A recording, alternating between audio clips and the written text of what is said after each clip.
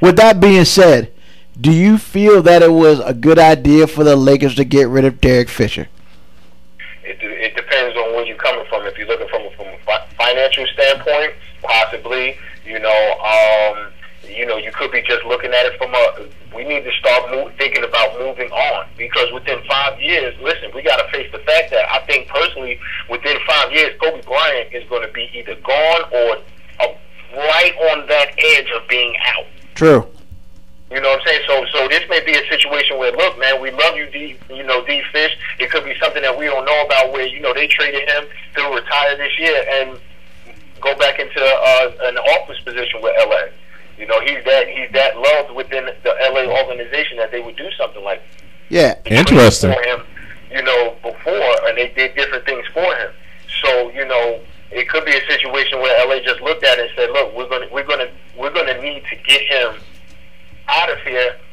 Let him go, do what he needs to do, and we'll holler at him at the end of the year. So it just depends on what your perspective is, whether or not it was good for LA or not. I really feel like that D. Fisher should have retired at the end of the year last year. I really feel like that last year he got exposed hard against the Dallas Mavericks.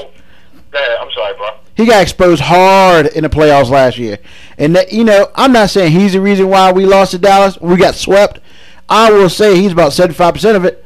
And, I mean, he's one man. But man, when you don't have a solid point guard, and with Dallas, they had like 4 point guards that they could bring at you at any time.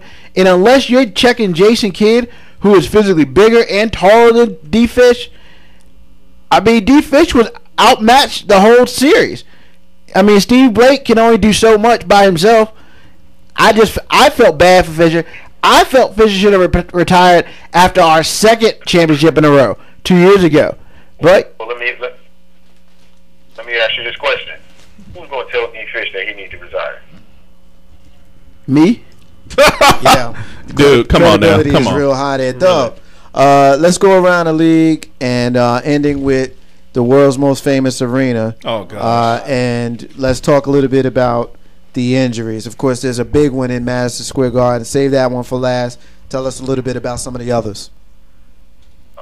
Injuries right now. You still got D Rose out nursing his injury. I mean, it's day to day with him from time to time. It's his back, having back issues.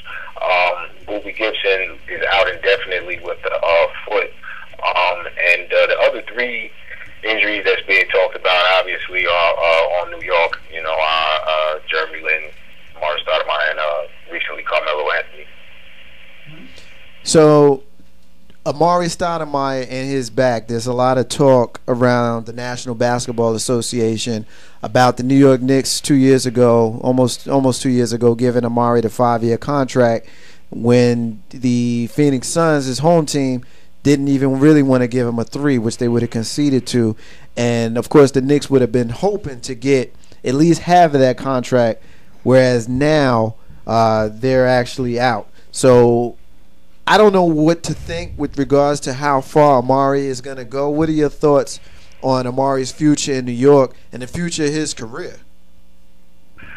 Well, I don't know, man. I mean, I don't know if it's a situation of let's just jump in the gun. I mean, to be honest with you, it's too early to say, man. He has a bulging disc in his back.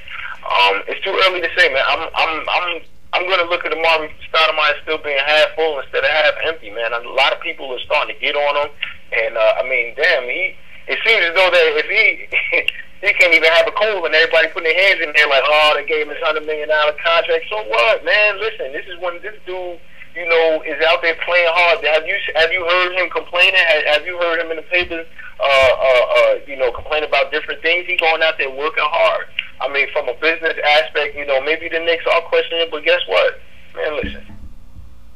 The money that the Knicks have spent on other people that they have brought to New York, this should not be one of the top 10 things that you would think about as far as money being spent, crazily. Well, let me ask you this. He's out there working hard, and, he has a back problem. Well, let me ask you this. As a Knicks fan, my fanship goes back 30 years, so I've seen a whole lot about a lot of players come to town, and has some issues with injury that creep up after they arrive in town. I'm just going to drop some names on you, and you let me know if you agree or disagree that you see shades of these men with regards to the recent injury woes of Amari Stoudemire. The first name that comes to mind is Bernard King. We know he hurt his knee, never was the same, certainly didn't come back to New York the same player.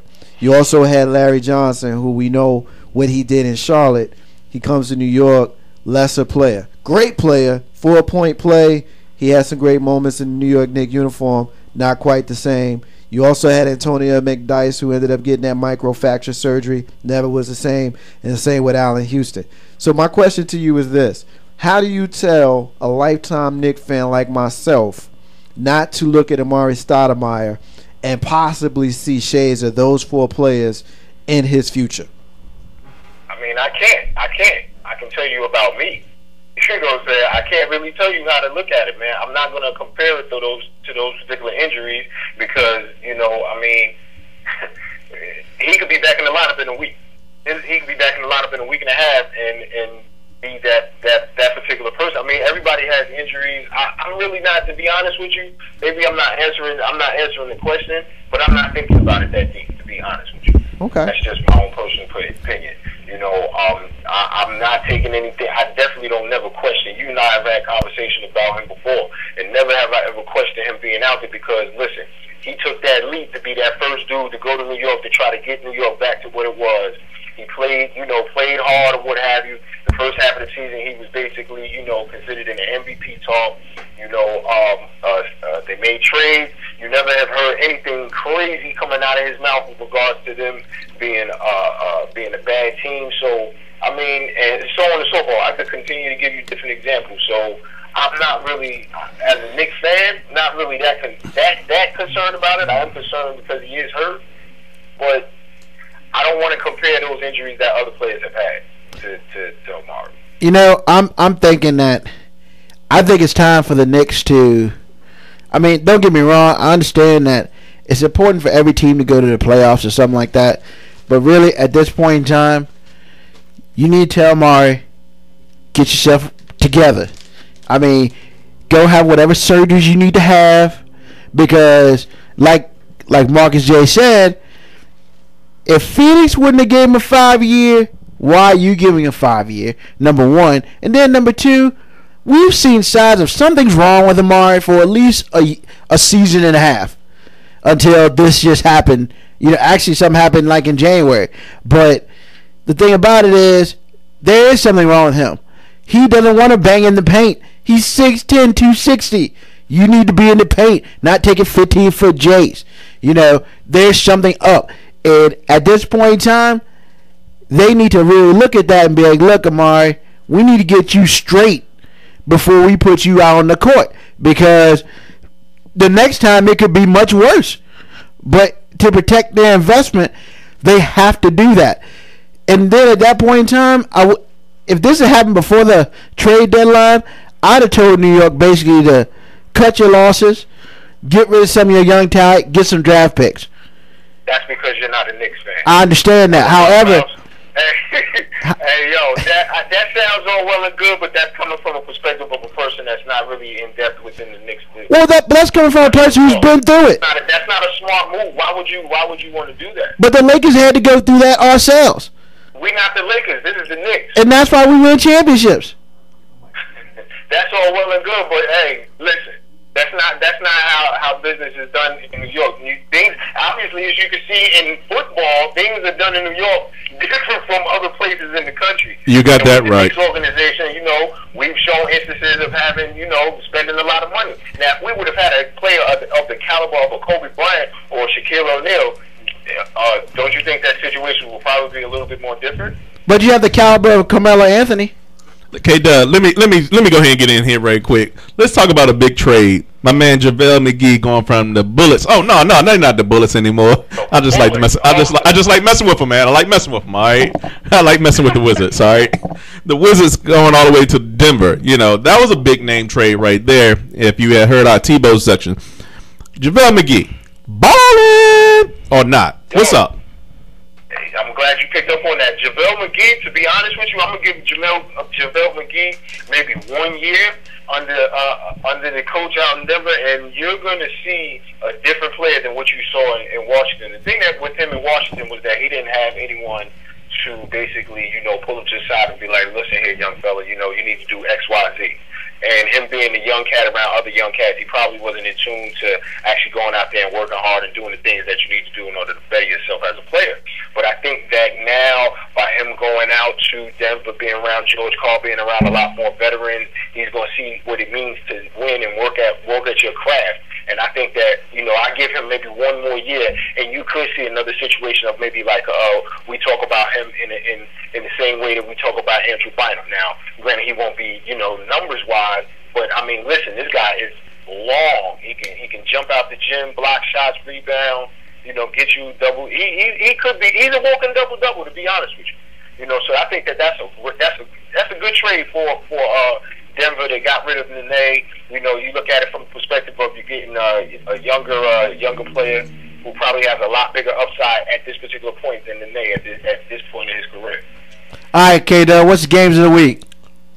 Games of the week. On Wednesday, you got Orlando, and I'm going to say New York is back on the list because they're 500. So Orlando and New York tomorrow, Chicago and Atlanta, Utah and Boston. Thursday is Dallas and Miami, OKC and the Lakers. Friday is going to be Dallas and Orlando. Also, the New York Knicks will be in Atlanta, so I'm going to do some scouting personally in the building. Sunday will be Chicago and OKC, Miami and Boston, and then Monday is going to be Memphis and OKC, the Clippers and Dallas. Oh, also, if nobody heard, the man Agent Zero is back in the league. Agent Zero got signed by Memphis. So, Agent Zero is back in the L. That's what's up, K-Dub. Thank you so much for you doing your NBA segment as you do each and every week. We get ready to move on to our socially conscious and entertainment segment. K-Dub, we're going to get with you next week, brother. Yo, peace, man. Stop talking about T-ball, man, dude. Stop all of that stuff. Hey, man, just hope your Knicks stay above 500. That's what's up, man. We're gonna holler at you. Peace. Ain't no Steppin, Marcus J. To get in on the next segment, 804-726-3430. We're going to take a quick break while y'all jam a little Tupac. We come back, we're going to profile a missing child, and we want to know what the hell is going on with the deportation of a fugitive, well, not a fugitive, but an ex-offender in San Francisco. We also want to know what the hell is going on with the death penalty. Ain't no Steppin, Marcus J. Be back.